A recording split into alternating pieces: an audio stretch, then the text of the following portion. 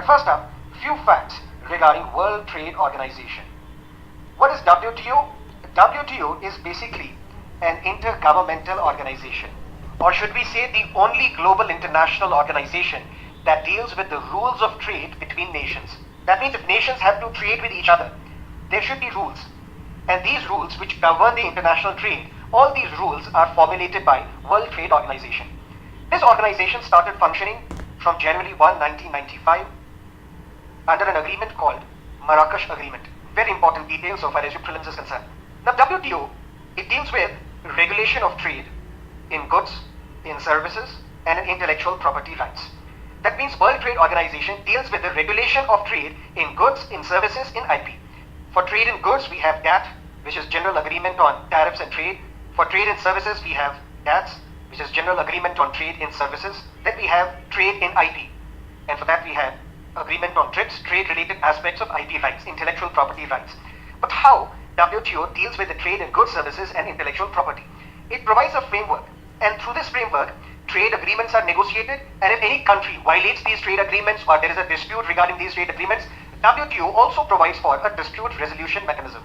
Why? Because this will enforce that all those who are part of WTO will adhere to these WTO frameworks, will adhere to these WTO agreements. So basically the intention of WTO is to provide for a rules-based order so that global trade or international trade is carried out according to the rules negotiated by all the countries together at the World Trade Organization. One important point is that these trade agreements, they are signed by the representatives of governments and they have to be ratified by their respective parliaments as well. That is why we call WTO as an intergovernmental organization. If you look at WTO, WTO prohibits discrimination between trading partners. But then there are exceptions. That means a participating nation can discriminate against any other country. And for that there are exceptions, and exceptions are on the grounds of environmental protection, on the grounds of national security. And this is something which is relevant in today's context because on the grounds of national security, MFN status has been snatched or revoked from Pakistan. And third, on other important goals as well, exceptions can be provided. That means participating countries can discriminate against their trading partners. The headquarters of WTO are at Geneva in Switzerland, a very important statement for prelims. The number of members who are part of WTO, 164. Another important statement for your prelims, the last member to join WTO was Afghanistan. And if you look at WTO, the 164 member countries who are part of WTO, they control 98% or they represent 98% of the world trade. There are only a handful of smaller countries that are out of WTO. So tomorrow you can expect a question, which of the following countries are not part of WTO agreement?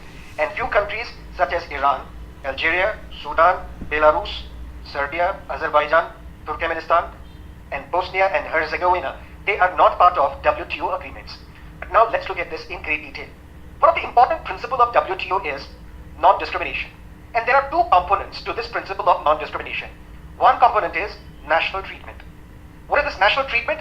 National treatment means all imported goods should be treated no less favorably than domestically produced goods. That means if you are importing goods, those imported goods as well as your domestically produced goods, there should be no discrimination. That means national treatment should be given to all the goods that are available in the market. But then you will say that tariffs are imposed, duties are imposed. National treatment says that at least after the foreign goods enter the market, that means after all the duties are imposed, once these foreign imported goods, they enter the market, once they enter the market, you have to ensure under this national treatment that all these imported goods should be treated no less favorably than the domestically produced goods. That means the idea, the intention of WTO is to carry out free trade throughout the world. But even if you want to impose duties, once you have imposed the duties, after these goods enter into the market, you have to ensure that national treatment is meted out to all the goods that are available in the market. That's one principle or one component of the principle of non-discrimination. Then we have another principle called MFN, Most Favored Nation.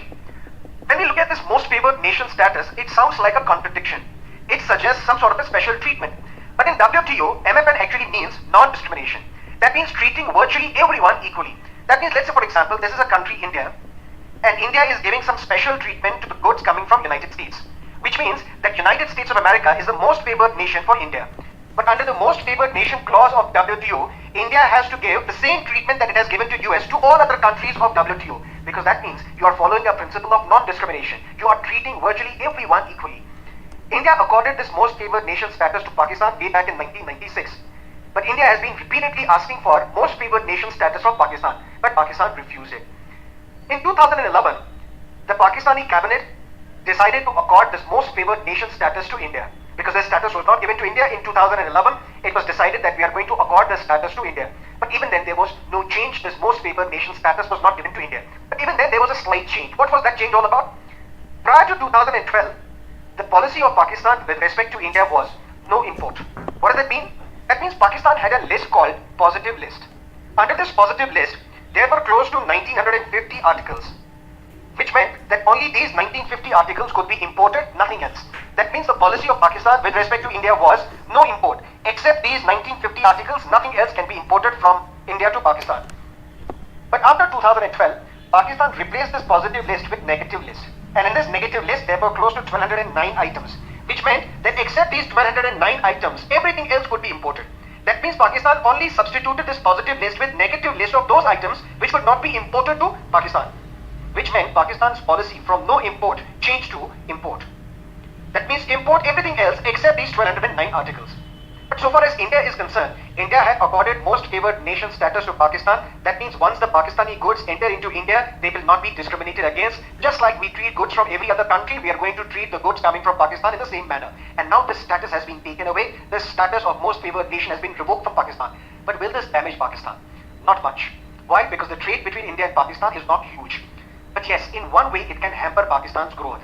Because input materials such as chemicals, cotton, these input materials, which are very important for the growth of Pakistani industries in Pakistan, these input materials can be stopped. That means the export of these items can be stopped to Pakistan, which means the production costs of Pakistani industries will increase. But then it could also lead to illegal trade between India and Pakistan.